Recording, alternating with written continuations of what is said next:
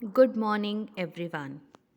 On behalf of Army Public School Sunjwan, today I, Parul Sharma, is going to tell you about World AIDS Day.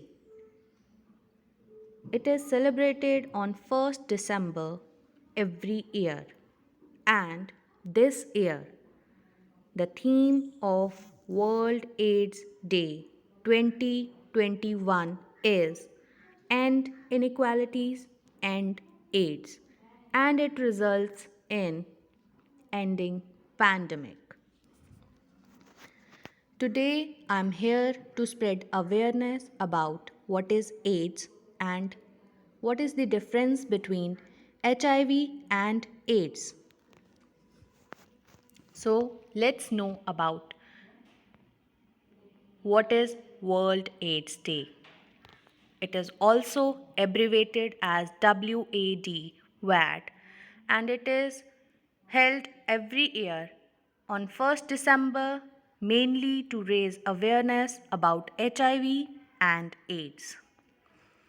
It is the day to support people and also to remember those who have lost their lives just because of AIDS. This day was initiated in 1988, and since then it is celebrated annually to commemorate the lost lives because of this pandemic and to make people aware about it, how it is transmitted and how to prevent it. HIV is actually the abbreviation used for a virus named human immunodeficiency virus. It is a bacteriophage which reduces the immune system's ability to fight against diseases and illnesses and also to prevent infections. It is actually a pathogen which is replicating inside a living cell and making the cells infected. There are two main types of HIV virus, HIV 1 and HIV 2. These types are also having substrains, names Group M, Group N, Group O, and these substrains are further having subtypes as per the appearances in different parts of the world. In our country, India, HIV 2 type of virus is prominently found in the cases of HIV positive people. Here you can see the structure of HIV, that is human immunodeficiency virus. It is basically an inactive virus if does not get a living cell to work upon. This virus is having an envelope outside which firstly gets intact with the cell membrane and then it dissolves the cell membrane to invade inside the cell. Then slowly it releases enzymes which capture the nucleus of the cell and which engulfs the original DNA of the cell and replicates to make the cell infected. What is AIDS? AIDS is the final stage of the HIV when it is invaded inside the cell. AIDS is actually acquired immune deficiency syndrome, which is a group of signs and symptoms which are characterized by a particular abnormality in the body. When AIDS stage is reached, the immune system is totally lost inside the person. Infection has spread throughout the body, and even a mild thing can affect the body too much. Now we should know what is the basic difference between HIV and AIDS. HIV is not the same as AIDS. It is a different thing from one another. HIV is just a causative agent of AIDS and AIDS is the disease caused by the agent. Every person having HIV should not be having AIDS, and the person who got AIDS is definitely having HIV in their body. And when the person is having HIV, they can infect other people also. In this image, you can see different subcontinents having variable numbers, and this number is depicting the people living there with HIV. And due to this increasing rate, it is declared as a global pandemic. How many people are living with HIV globally?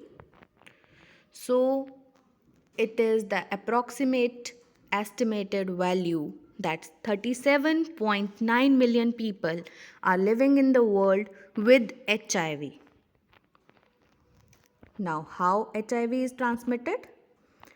So, there are many ways and many things which can add up to this particular disease, and some points are listed over here as unprotected sexual interaction with the infected person, exposure to broken skin, wounds, body fluids, then blood transfusions with the infected person, then use of syringes or tattoo making machines or any such needle based objects in common with the infected person can cause HIV infection. Also, it can spread from mother to the child during birth or during pregnancy or during breastfeeding. There are few key facts about AIDS. First one is, if the person is having HIV infection, it's not necessary that the person is having AIDS. They can live a healthy, long life as normal people do. There is no proper cure for this infection, but we can treat it in a well managed way so that we can prevent its effect for long and the person can live a long, healthy life with generosity. The diagnosis is the basis for it. Second fact is, it cannot be passed on through day to day contact by sharing food, water, common toilets, clothes, rooms, etc. And we should be aware of this thing. The third fact is, if you have been at risk of HIV, you should get it treated and that report will remain confidential. And that treatment is known as PEP, that is post exposure prophylaxis, and it involves a medication for 4 weeks in total, and the test is done at local sexual health clinics and report is kept totally confidential. The fourth key fact is, it can affect anyone from any source, knowingly or unknowingly. So, it can be passed on during pregnancy, birth, breastfeeding, or having unprotected sexual interaction, sharing needles, equipments, when injecting drugs, or during blood transfusions, or sharing common syringes, tattoo making processes, and it can make the person affected with HIV, irrespective of the fact that the person is taking preventive measures. Now, here are few preventive measures to eradicate this stigma from the society. First one is the red ribbon, which is the symbol of World AIDS Day, showing that no AIDS should be there. We should also challenge the HIV stigma by making the person feel respected in the society if the person is having HIV infection, and we should also spread these key facts which we have learned today to other people. We should keep ourselves and others informed about HIV. We should spread the awareness about HIV, that HIV is not AIDS. It is different from AIDS. We should also follow all the preventive measures and we should take precautions so that we should not get this infection. Also, we should treat the person with HIV with respect. We should make them feel normal. We should not give them depression or stress that they are HIV positive. We can also take part in activities and awareness programs and become an activist against HIV. We can also join organizations or NGOs working in this field, and we can organize fundraisers to help them and the people who are affected with it.